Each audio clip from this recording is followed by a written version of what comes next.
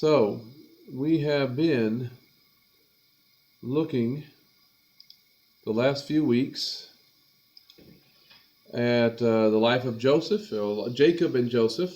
We looked at Joseph and how he ended up in Egypt, and all that was a part of that. One interesting thing, and this is something that we looked at that I thought was really neat to take a check at, was how the lives of all of those generations interacted, overlapped, things like that. We took a look at that chart that's there and how that was at work. You see Abraham, Isaac, and Jacob and their lives, how they overlap, how Jacob, was maybe 15 years old when Abraham died, so he would have had that influence. Isaac was alive when Joseph had come back into the land, and he was there, still living when Joseph disappeared, and he would have died at some point while Joseph was down in Egypt. So there were some really significant things that could have done in the lives of the people. Jacob, he was able to enjoy some interaction with Abraham. Joseph was able to enjoy some interaction with Isaac, all those different types of things. So there's these generational influences in everybody's life that is extremely significant, and we don't want to ever lose track of that. When Joseph came to the point in the last Torah portion when he shared his dreams about the sheaves and about the stars, it wasn't very well received by those that he shared it with. And so despite the fact that Joseph's dreams, they were 100% true, they were 100% from God, they still were not received very well by his brothers. And we talked about some of the possibilities. Some people try to make it about his attitude, his immaturity, or his arrogance and things like that. And maybe another possibility is it just wasn't the right time. Joseph, he was speaking about things that hadn't happened yet, that his brothers couldn't see and in some ways didn't even want to see. So they had their own interpretations about how their lives were supposed to go.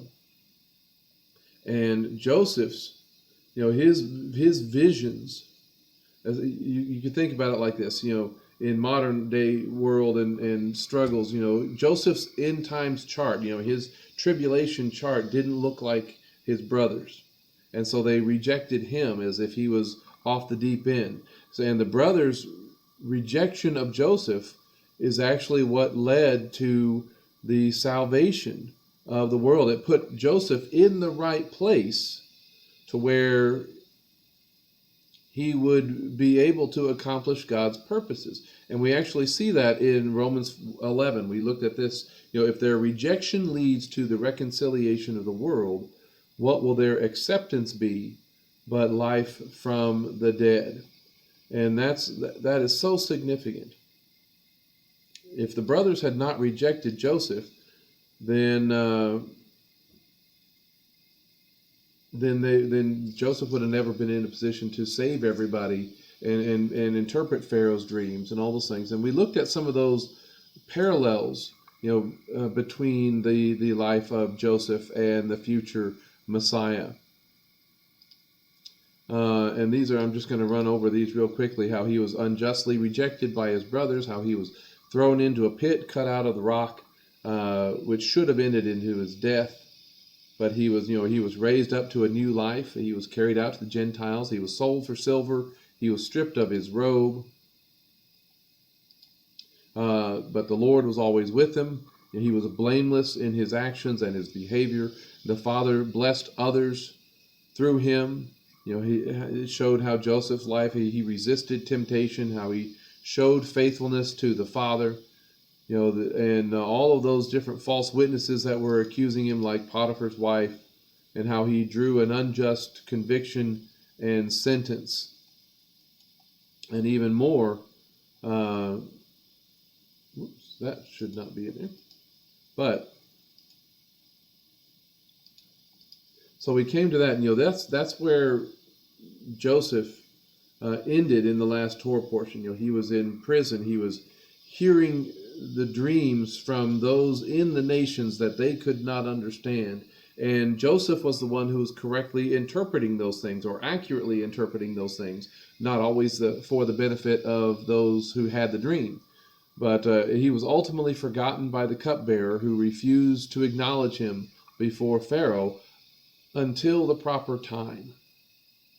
And that proper time was 2 years later.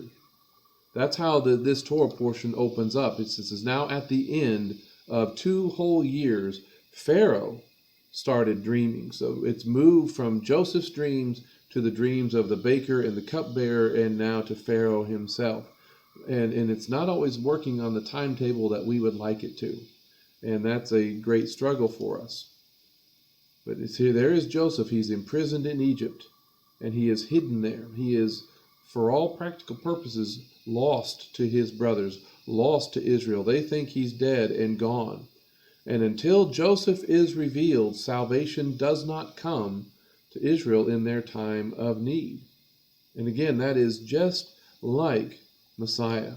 And so that's, in this 10th Torah portion, we're looking at Joseph, how he is hidden and then revealed among the nations. And so Joseph, like Messiah, again, he was rejected by his brothers. Because of that rejection, both Joseph and Messiah were sent out among the nations, and they were lost. Joseph and Messiah were lost as far as Israel was concerned, but God was reaching out to and speaking to the nations. And this is always an amazing thing. The Father was sending even those in the nations, even these pagans, sending them dreams, just like he sent to Joseph.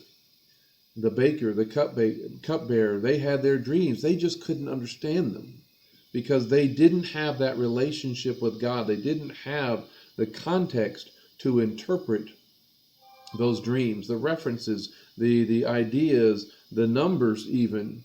They needed somebody like Joseph to explain it to them. Because the nations, the Gentiles, are not as equipped to understand the dreams and the visions like God's people were, like those that are in covenant, in relationship with him, who are steeped in his word, who are steeped in his Torah. And I say that because it really struck me this time when Joseph dreamed, how different it was when he told the dream. You get to see that in this verse. Joseph, in Genesis 37, Joseph dreamed a dream, and he told his brothers, and they hated him even more. And he said to them, please listen to the dream that I've dreamed. There we were binding sheaves in the middle of the field, and all of a sudden my sheaf arose and stood upright, and behold, your sheaves gathered around and bowed down to my sheaf.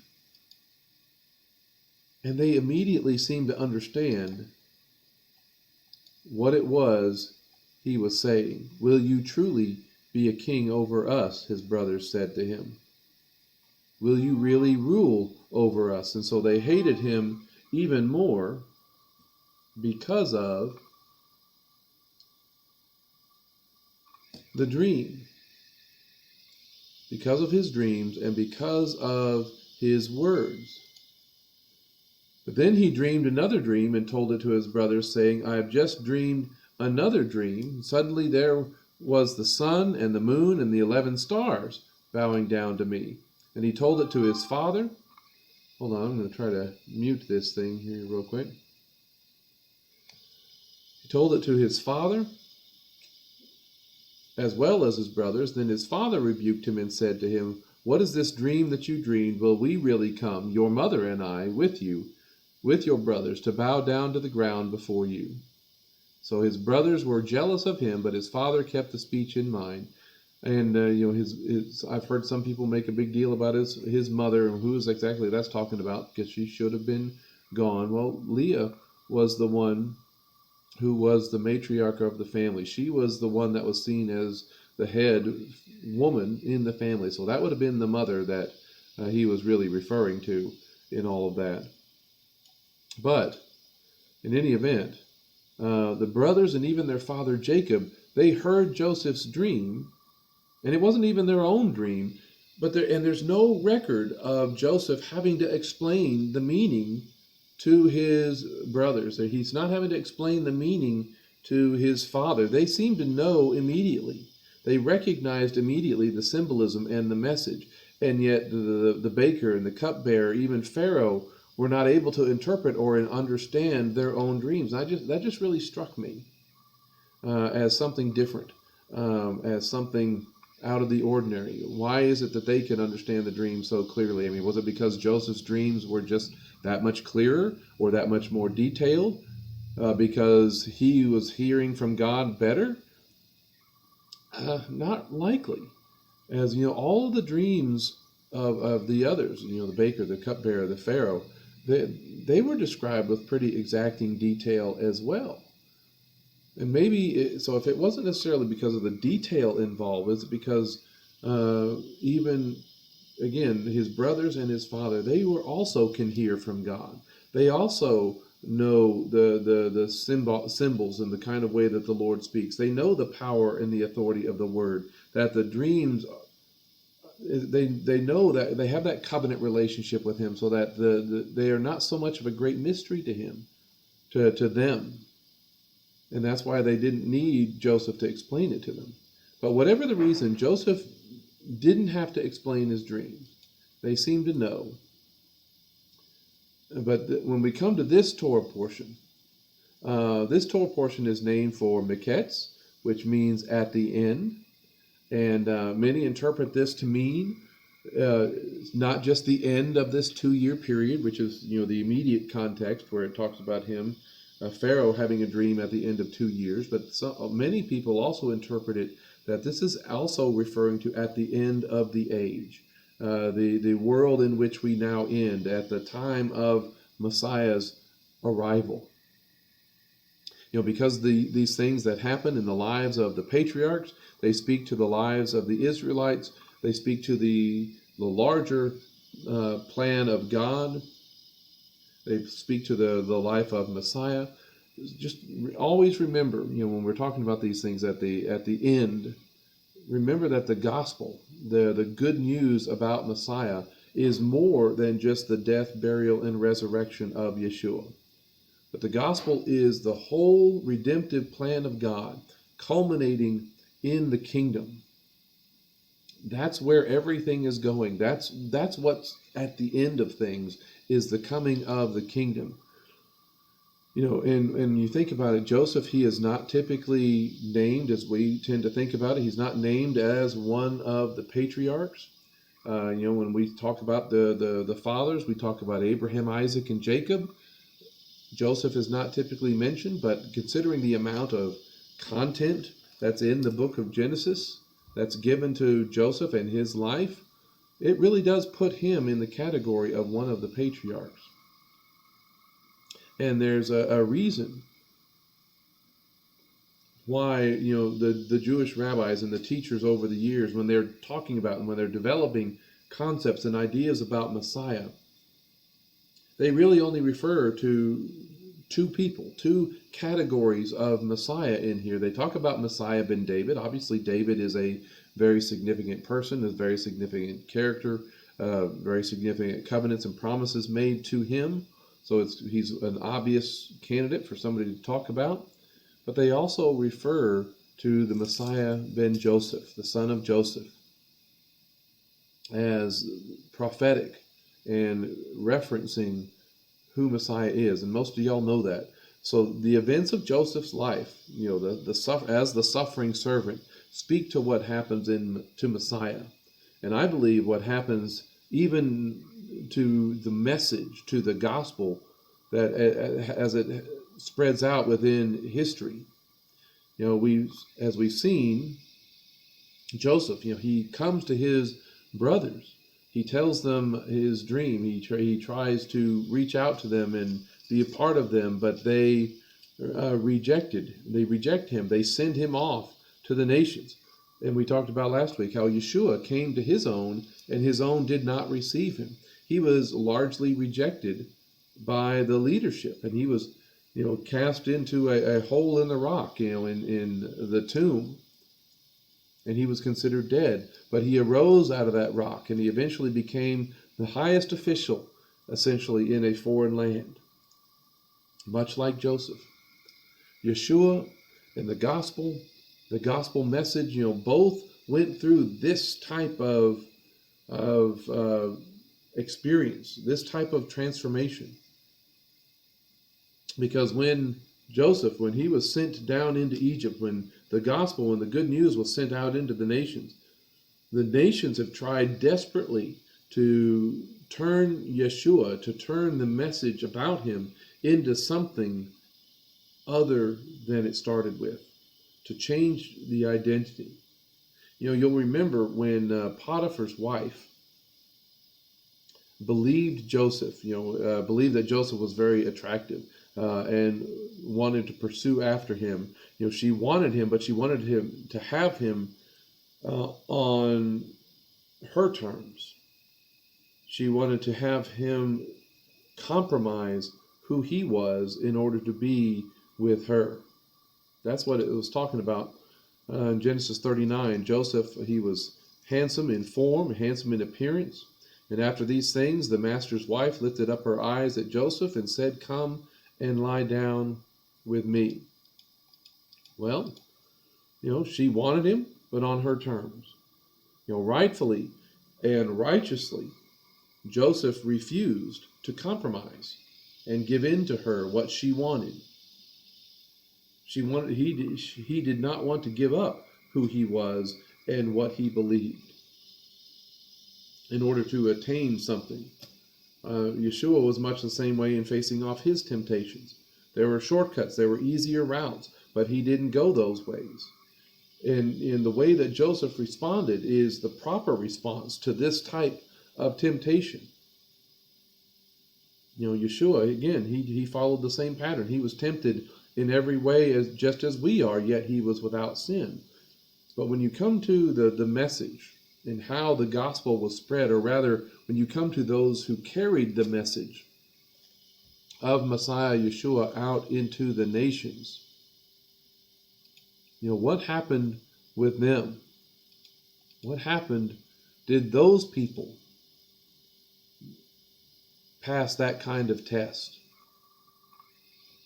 That's a harder thing to say. It's in some ways, yes, they maintained some elements that were true, some elements that were right and just, and in other ways they did not. In some ways they did compromise. In some ways they did adulterate the message about Yeashua, essentially accepting the offer from Potiphar's wife.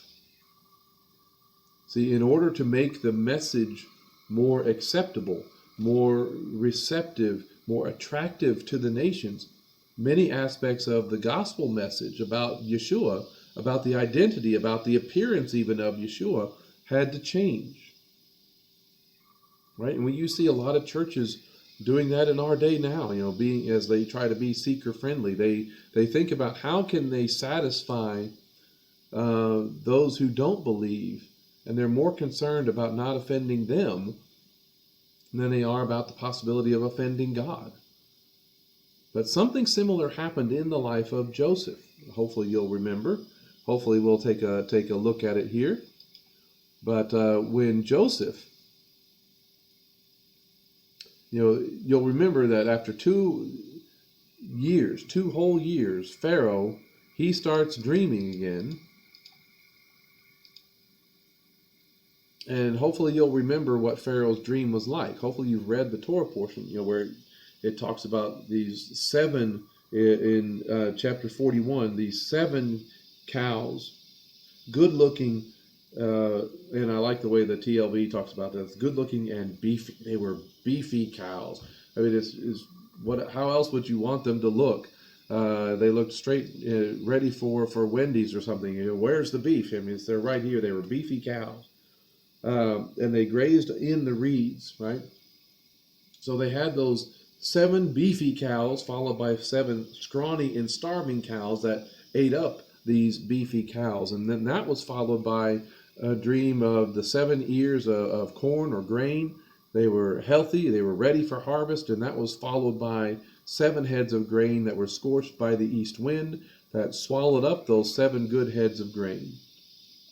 But unlike Jacob's sons, Pharaoh could not understand the dream from God, despite how specific it was.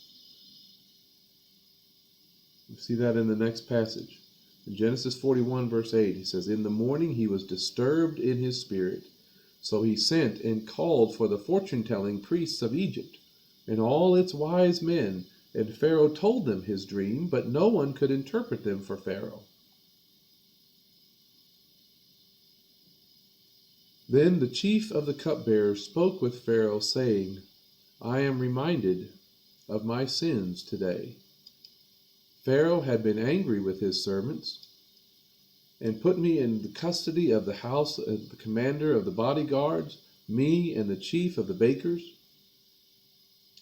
Then we each dreamed a dream on the same night, he and I. We both dreamed, yet each dream had its own interpretation. Now there with us was a Hebrew youth, a slave belonging to the commander of the bodyguards. When we told him, he interpreted our dreams for us. Each man's dream he interpreted. Then it came about just as he interpreted for us. So it happened. Me he restored to my position, but him he hung.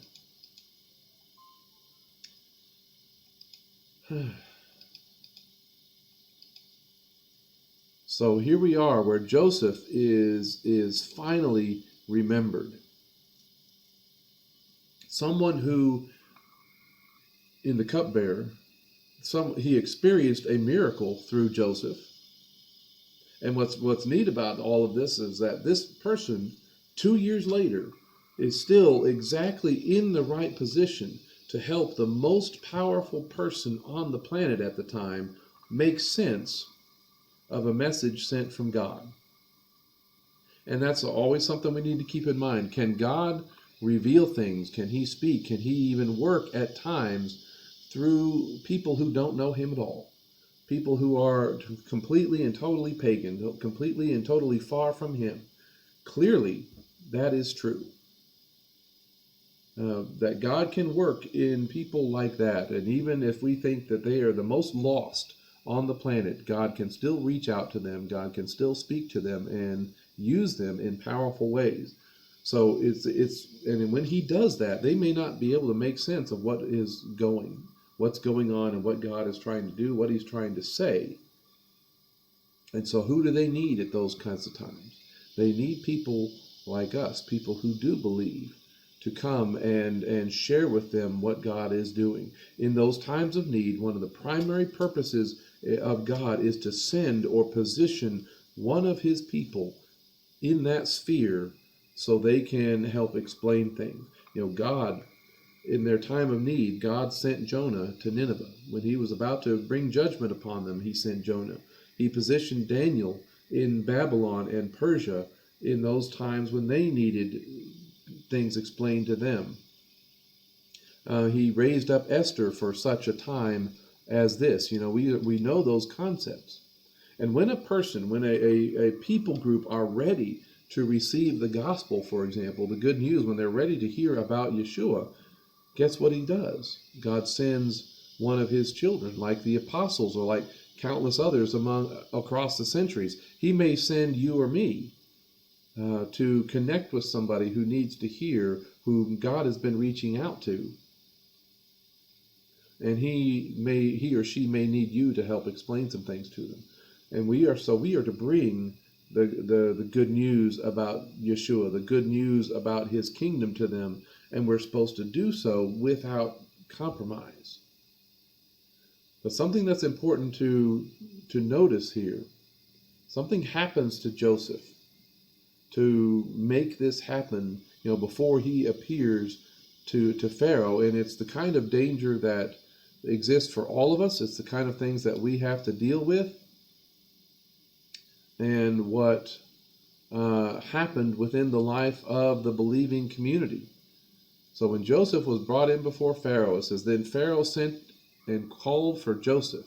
So they quickly fetched him from the pit, and he shaved, changed his clothes, and came to Pharaoh. Now I have no doubt that Joseph, was not cleaned up well enough to immediately go straight into Pharaoh's presence. He was going into prison. It probably wasn't the most sanitary type of place. His clothes were probably pretty messy and dirty and nasty. So all of that makes sense on some level. But back in prison, I highly doubt that Joseph had access to a shaving kit that he could go into the mirror, in front of a mirror, and make himself look presentable every day. So he probably started looking more and more like the Hebrew that he was. But to be seen in Pharaoh's court, all of those indicators of Joseph's Hebrew identity, what would become known as a Jewish identity, all of that is removed. Were shaved off, so to speak, and he was clothed in acceptable attire, fit for the court before Pharaoh. So he was cleaned up, he was washed up, he was sanitized to make him more palatable to an Egyptian audience. And that's a danger. This is so what happened to the gospel of Yeashua as it's going out into the world. When you look at church history, his Jewishness, the further and further time goes on, was largely removed. The more time, the more distance from the leadership of the apostles, the less Jewish it appeared. When Jerusalem was no longer the heart of the faith, the center of leadership for the faith, those Jewish elements were discarded. The biblical calendar was largely shaved off. The feast days were disrobed and replaced by more fashionable attire fit for the Gentile and pagan courts. Most of those things that would clearly identify Yeashua as a Hebrew in the eyes of the Greek world were discarded, so he would be more welcome and recognized. Even his name had those changes. Yeashua is too much of a Jewish Hebrew sounding thing.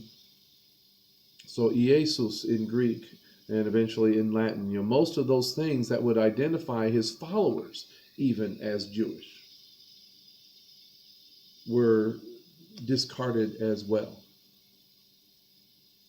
He was shaved, changed his clothes in order to come before Pharaoh. The day of worship was changed. The food that we are allowed to eat was changed. The kind of celebrations or holy days that we participate were changed. So what happened to Joseph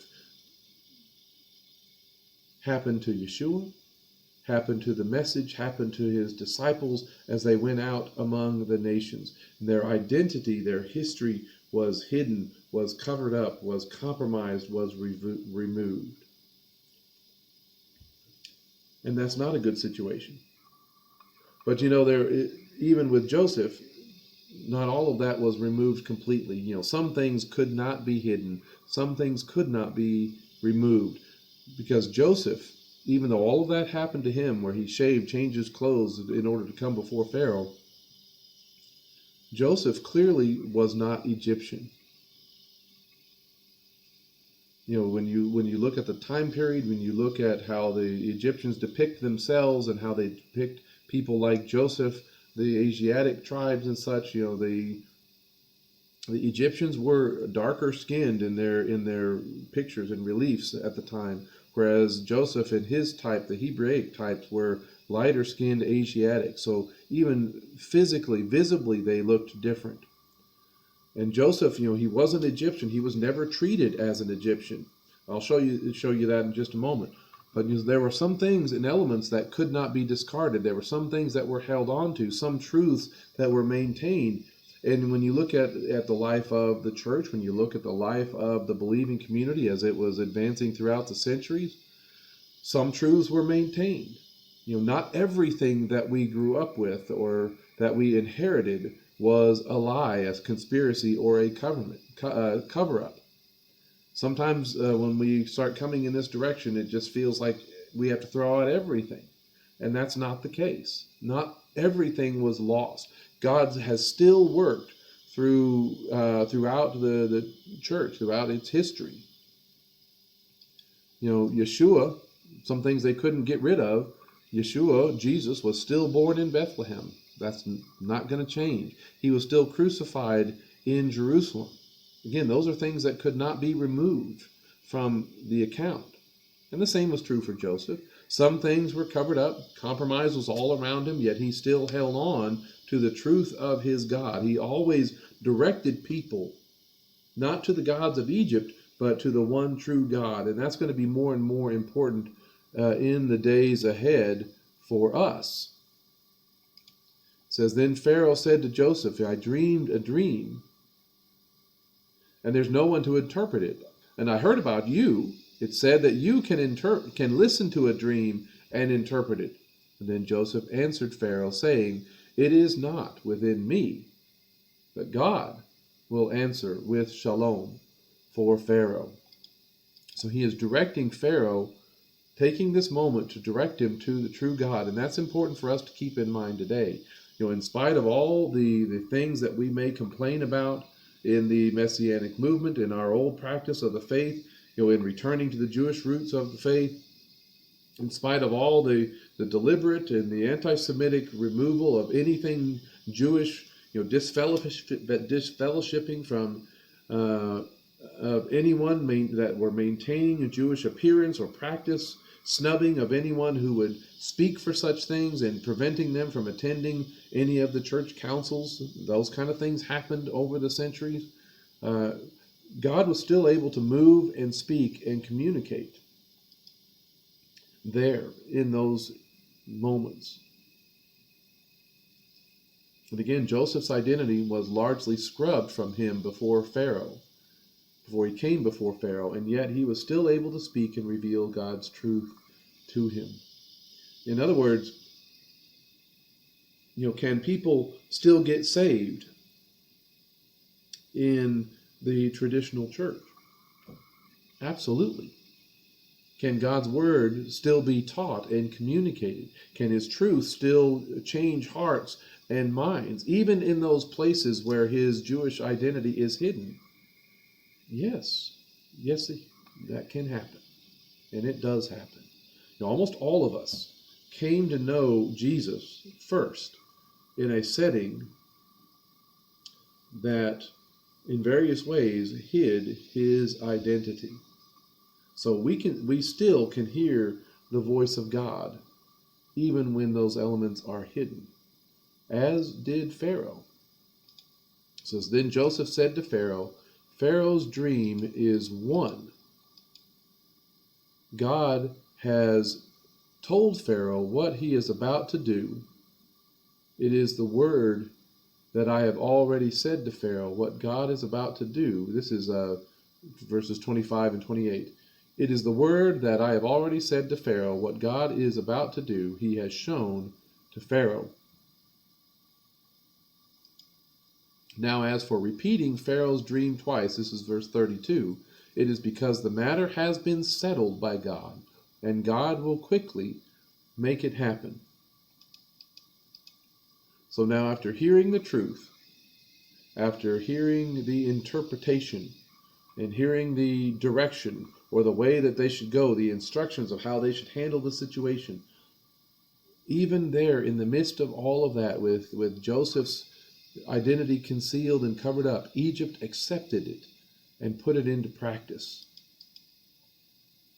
It says in verse 37, now the plan seemed good in the eyes of Pharaoh as well as all his servants, when Joseph talked about taking a fifth of all the crops. Then Pharaoh said to his servants, can a man like this be found, one in whom is God's Spirit? Then Pharaoh said to Joseph, since God has made all this known to you, there is no one as discerning and wise as you.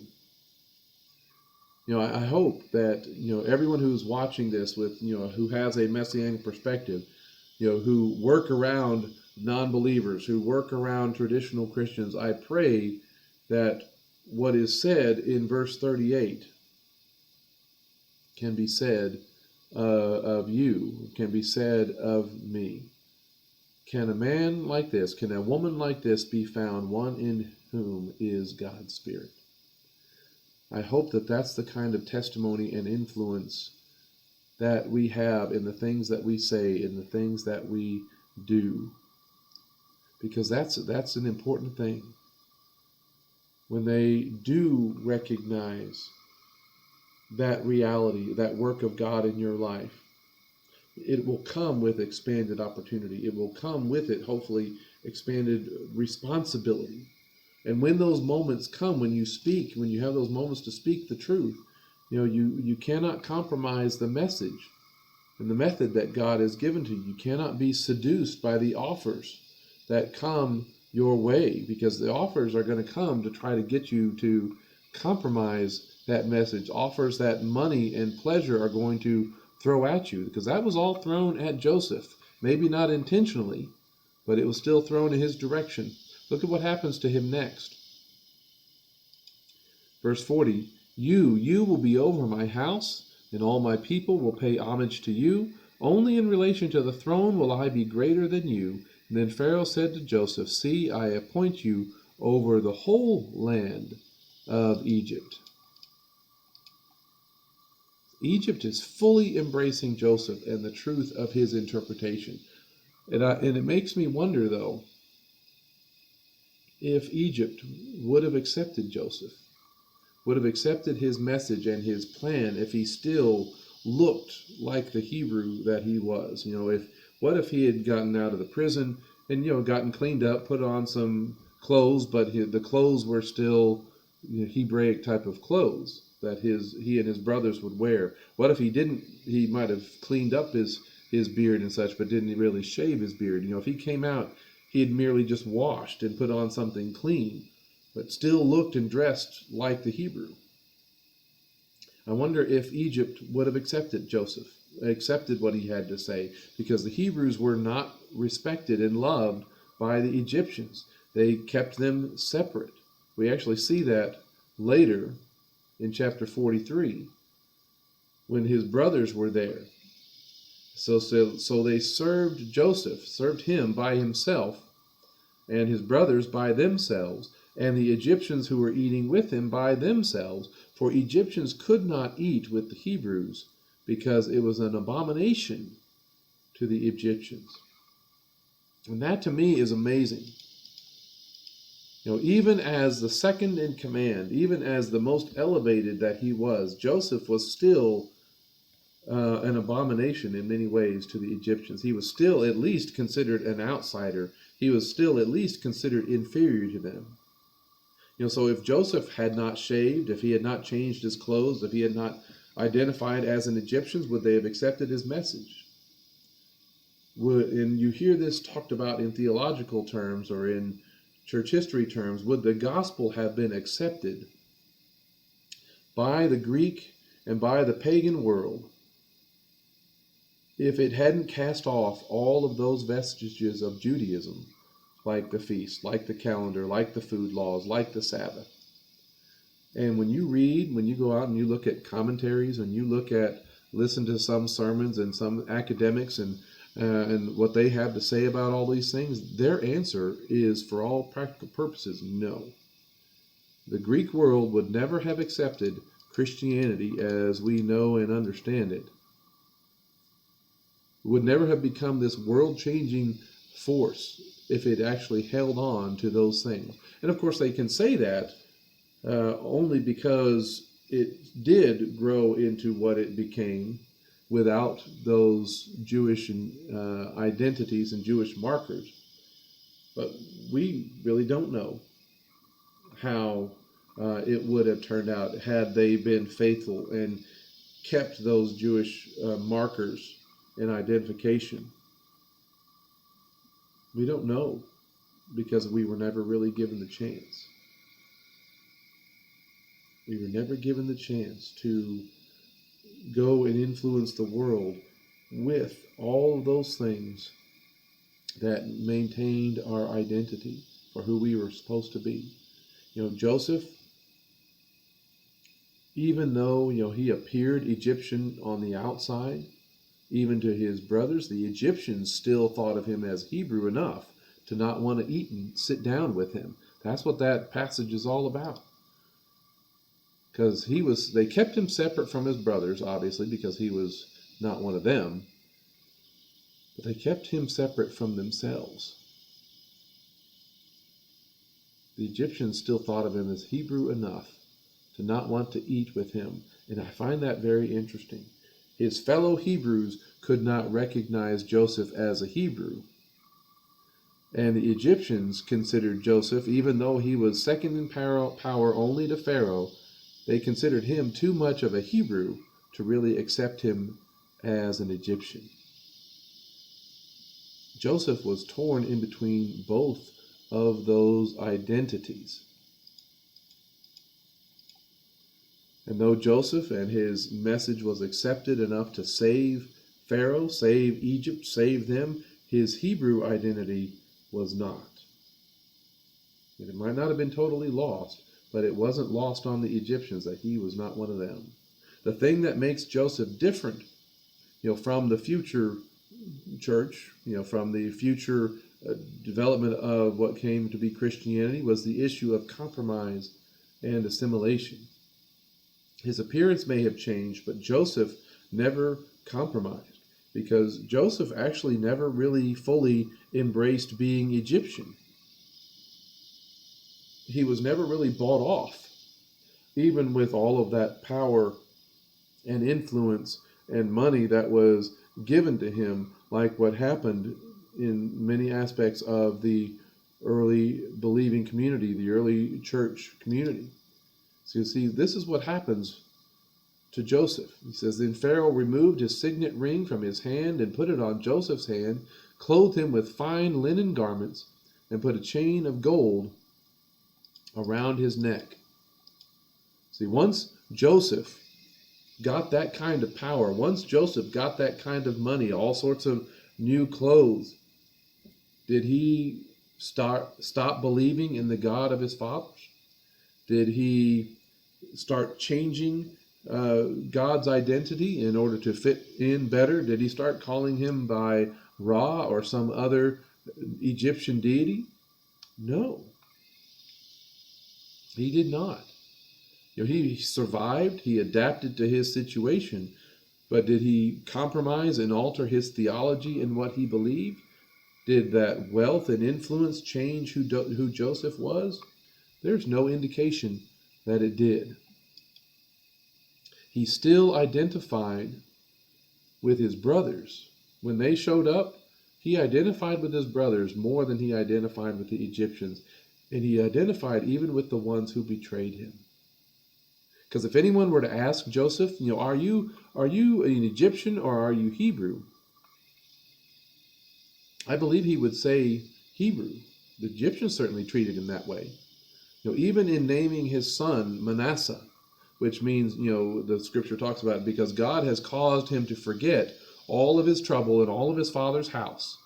That does not mean that he stopped being a Hebrew, that he stopped believing in the God of his father, Abraham, Isaac, and Jacob. The proof, the fact that he didn't completely lose all that, is his son Ephraim's name. Because it means that God has made him fruitful in the land of his oppression. So he was forgetting all of the trouble that was in his father's house, but Egypt wasn't really home either. His home was still with his father. His home was still in the promised land.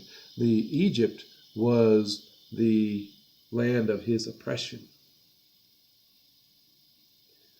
But when that same kind of situation happened, not to Joseph, but it happened to the early church, when that kind of wealth and that kind of power was given to the early church, when it was made the official religion of the Roman Empire in the 300s, when it gained the favor of Caesar, of Constantine, that did seem to change the church.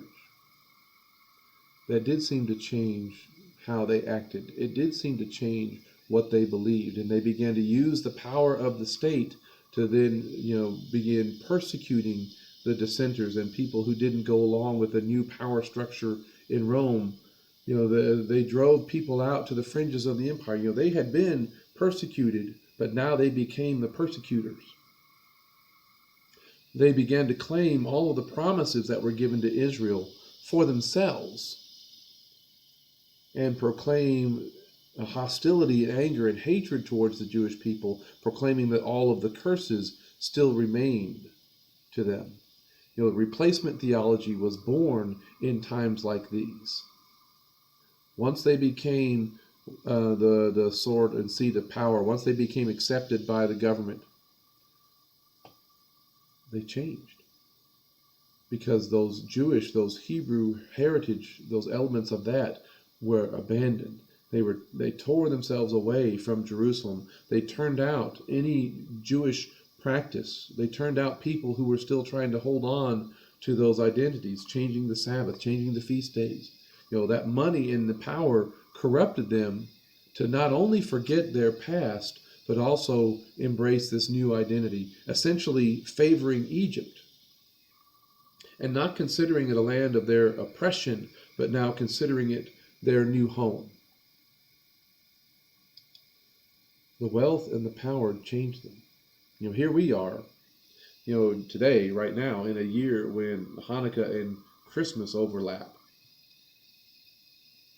And those two, celebrations couldn't represent different approaches.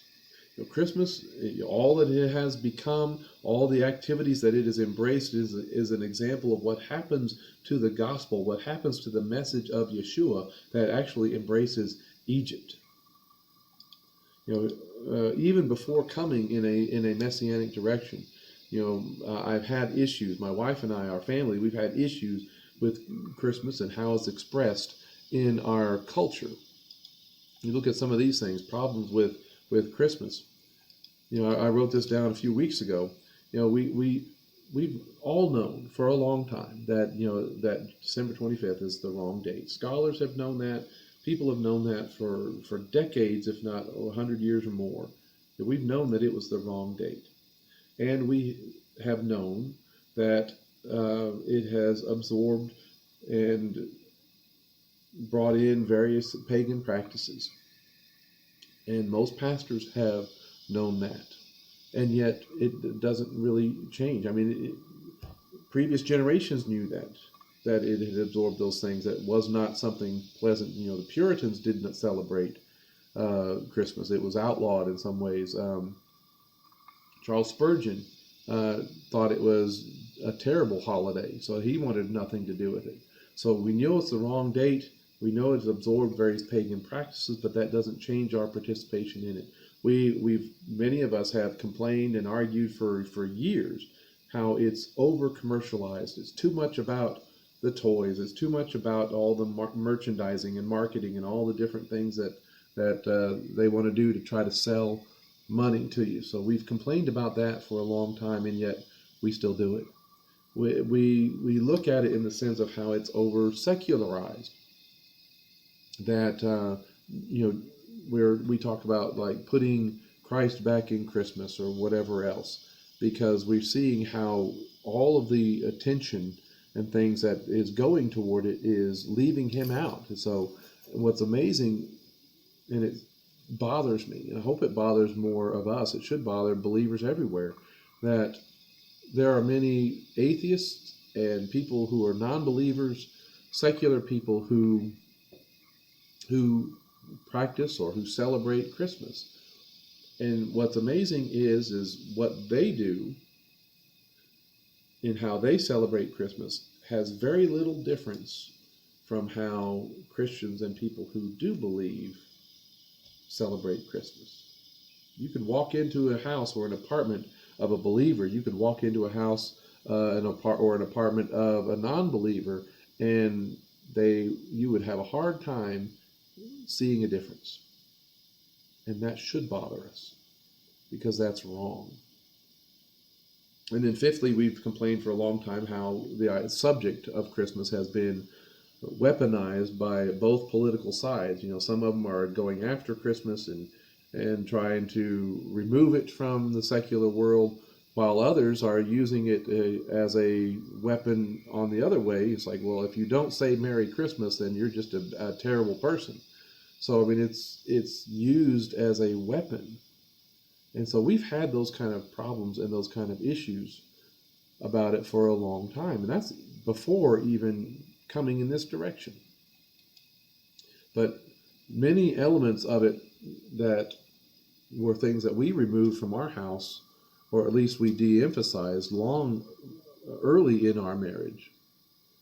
But it's a system, an expression of a faith that has compromised and abandoned its foundation, because you can go through the whole celebration and Jesus doesn't have to be a part of it at all. But Hanukkah is actually the opposite.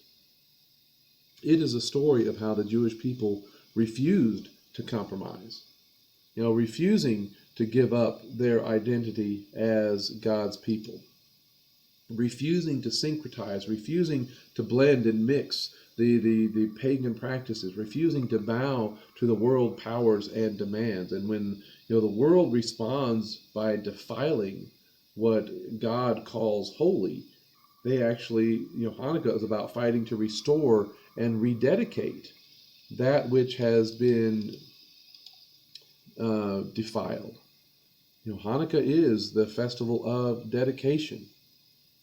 The Jewish people, the Maccabees, they had to fight to keep their identity as God's people in a world that was trying to force them to change. That's actually one of the points that Yeshua wants his hearers to understand. When he starts talking in Matthew chapter 24 about the abomination of desolation, he is talking about them being seen again in the future, that are coming before his return. It's the same, though he's saying the same kind of events that led up to the events of Hanukkah. That's going to be happening. Those kinds of things are going to be happening at his return. And what kind of people are we supposed to be when we see those kind of events happening? Are we going to just kind of give into it, bend to it, join in with it? Or are we going to be like the Maccabees? Are we going to be like the Jewish people who didn't go along? We will be called in the days leading up to his return, when things like the abomination of desolation occur in our future, which Jesus' audience in the day would have been really confused about, because they were like, well, wait a minute, those are things that have already happened. Are you saying we're going to be seeing those things again? And the answer is yes. But we will be called upon to resist and stand against those things when they are happening. We are called to resist mixing and compromising our faith. And as the time approaches for Yeshua's return, what's also really neat is something else is revealed in this Torah portion. And that's the fact that when you get over into chapter 43 or 42, as at the end, now at the end, as the time approaches for his return, Yeashua and his brothers are going to cross paths again, just like Joseph and his brothers. And just like Joseph, for all in many practical purposes, Yeashua is ruling most of the lands. And sadly, when they first meet, when they first really come together after so many years, only one is able to recognize the other. We see that in the next verse. It says, now Joseph, verse chapter 42, was the ruler over the land. He was the provider of grain for all the people of the earth. Then Joseph's brothers came and bowed down to him with faces to the ground. When Joseph saw his brothers, he recognized them, but he made himself unrecognizable to them.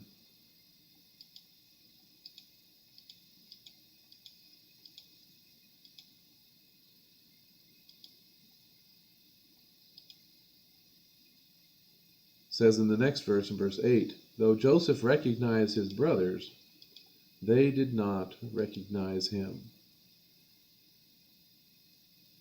This is something that we're going to be called to in the days ahead. We as believers in Yeashua, we've started to recognize the Jewish people as our own.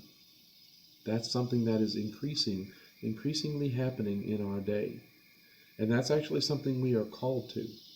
more and more believers, even in the traditional church, are as well, starting to see when we come in contact with them, they are not different. They are not separate. They are not to be pushed away. They are not to be rejected. We're supposed to see that they are our brothers. And there are more within the believing community that need to recognize them as their brothers. There are too many that the Jewish people don't recognize Yeshua and his followers as their brothers, and not enough believers in Yeshua, believers in Christ in the traditional church recognize the Jewish people as their brothers. That's actually going to be one of the big defining issues in our future. Many are going to refuse to. That's going to be a dividing issue even among believers in Christ. Recognizing the Jewish people as our brothers and sisters and desiring to reconcile and support them. That's going to divide congregations. That's going to divide denominations in ways that we haven't even seen yet.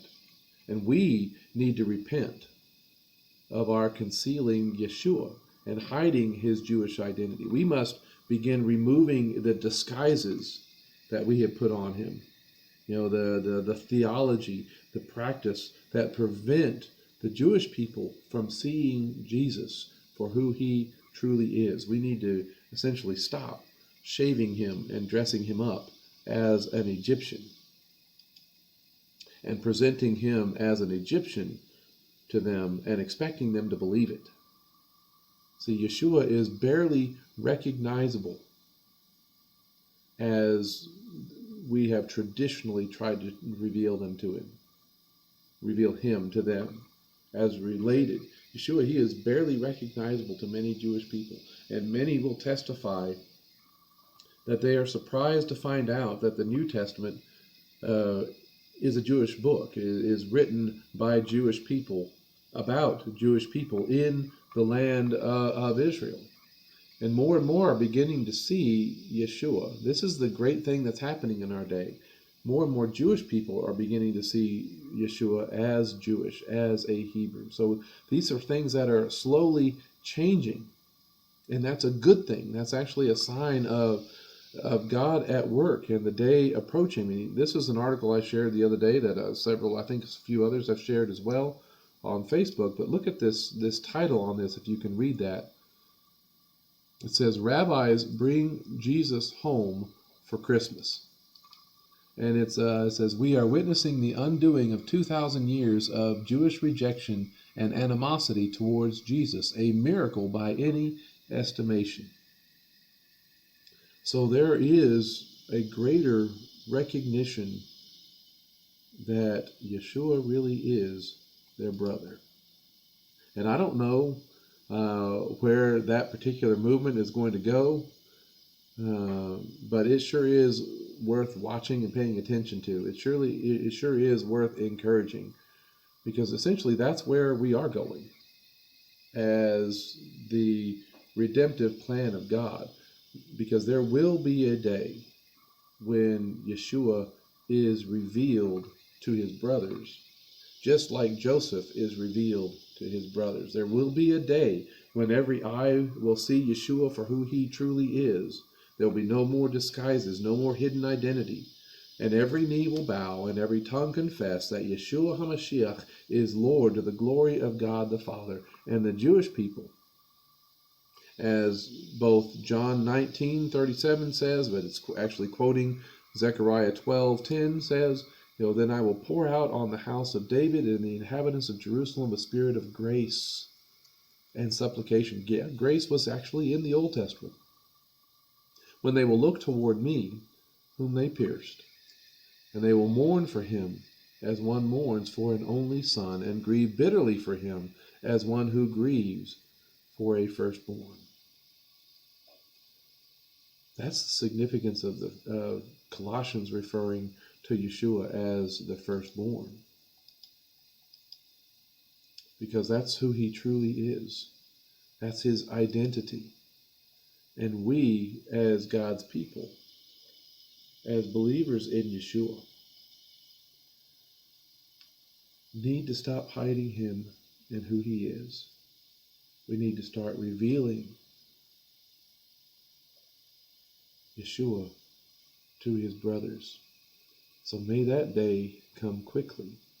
And may God's people not get in the way, but rejoice and be a part of revealing him as their brother. Because it is when Joseph is revealed that salvation comes to that family. It's when Joseph is revealed that Yeashua, salvation, comes to that family.